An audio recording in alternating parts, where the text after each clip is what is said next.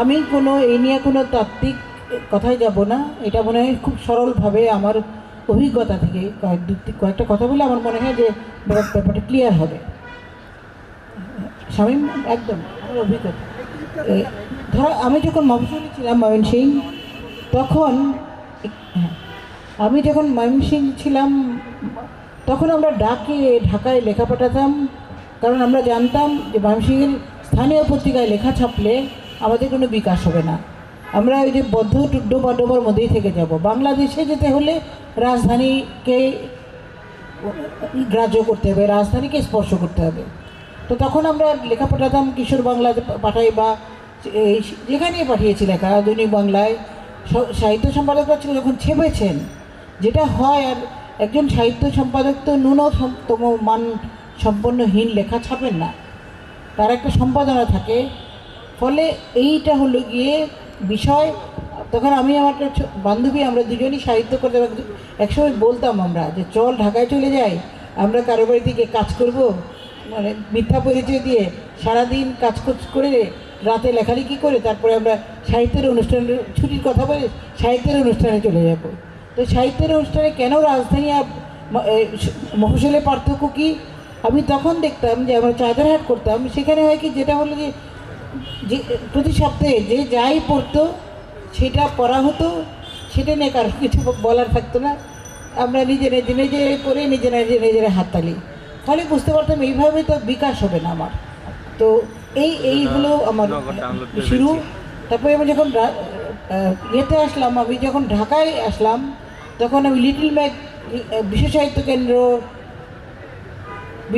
কেন্দ্রের লাইব্রেরি দেখা পেয়ে গেলাম। সেখানে কিছু বন্ধুবান্ধব পেলাম লিটল ম্যাগাজিনের, তাদের সঙ্গে বই পেয়ে গেলাম অনেক কিছু। ধরা যাক এই হলে এই পেয়ে যখন আমাদের মনে হচ্ছে যে লেখাগুলো ক্লিচ হওয়া যাবে না, কী করা যায়, তখন আমরা একজন আরেকজনের মত বিনিময়ে, বই বিনিময়, বই নিয়ে কথাবার্তা, ভালো বই, কীভাবে ভালো বই পড়া যায়, এই করে একটা ক্লাসিক একটা ভাবনার মধ্যে দিয়ে চলে গেছি।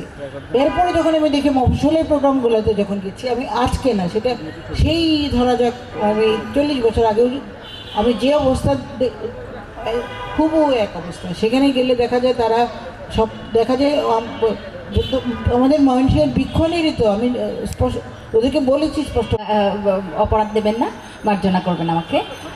আজকের এই পাঠচক্র অনুষ্ঠানের সভাপতি হিসেবে দায়িত্ব পালন করছেন শামীম পাটোয়ারি ভাইকে আজকের এই অনুষ্ঠান সম্পর্কে কিছু বলে এই অনুষ্ঠানের সমাপ্তি ঘোষণা করার জন্য অনুরোধ করছি। এরপরে আমারই পরিচালনায় আরও একটা অংশ আছে, যার জন্য আপনাদেরকে আরেকটু সময় কষ্ট দিব। একটা সাংস্কৃতিক প্রোগ্রাম আছে ছোট করে, সেই অনুষ্ঠানে আমরা যাব। শামীম পাটোয়ারি ভাই। বিশ্ব সাহিত্য কেন্দ্রে কাজ করতে গিয়ে একবার আবদুল্লাহ আবু সাইদের কাছে একজন বলছে যে, শেষের কবিতা বইটা পড়েছ? বলছে পড়েছি। বুঝেছ? বুঝেছি।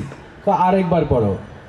দ্বিতীয়বার পড়ার পর বলল যে, বইটা বুঝেছ? বলছে যে কিছুটা বুঝেছি। তৃতীয়বার যখন তাকে পড়তে দিল, তখন সে বলছে কিছুই বুঝিনি। পাঠচক্রটা বেসিক্যালি এই জন্যই দরকার। 1994 সালে আমি যখন ছাগলের গণপাঠাগারে সাথে সম্পৃক্ত হই, তখনই এই নাসরিন জাহানের উডুক্কু উপন্যাসটা আমার হাতে আসে। তখন একটা ছোট বালকের, আমি কিন্তু এটা সাহিত্য পুরস্কার পেয়েছে, এই বইটা কিন্তু একদম বগল দাবা করে বাসায় নিয়ে এসেছি, পড়েছি, দেখি কিছুই বুঝি না। পাঠচক্রটার গুরুত্বটাই হচ্ছে এখানে। ফেনী সাহিত্য সভা সেজন্য পাঠচক্রকে সর্বাধিক গুরুত্ব দেয়, এবং আমাদের এই সাহিত্য সংগঠনটার করার মূল উদ্দেশ্যই হচ্ছে একটা পাঠচক্রের মধ্য দিয়ে পঠন পাঠন এবং এই সাহিত্যের বিকাশ সাধন করে আমরা নিজেদেরকে সম্পৃক্ত করা। আমরা আসলে একটা সৃষ্টিশীলতার মধ্য দিয়ে কিছু মানুষ যারা লেখালেখি করছে তাদেরকে একত্রিত করে আমরা এই সাহিত্য চর্চাটাকে এগিয়ে নিতে চাই, আর কিছুই না। আমরা অনেক বড় অনুষ্ঠান করছি, কিন্তু সাবি মাহমুদ আপনাদেরকে পরিষ্কার করে তার বক্তব্যের মধ্যে দিয়ে আমাদের সাহিত্য সভার মূল বিষয়টা বলে দিয়েছে। আমরা সংগঠন চর্চা করি না, সাহিত্য চর্চা করি, এবং সেটার জন্য আমরা আছি। এবং ফেনী সাহিত্য সভা তার এই নিরন্তর কার্যক্রম চালিয়ে যাবে।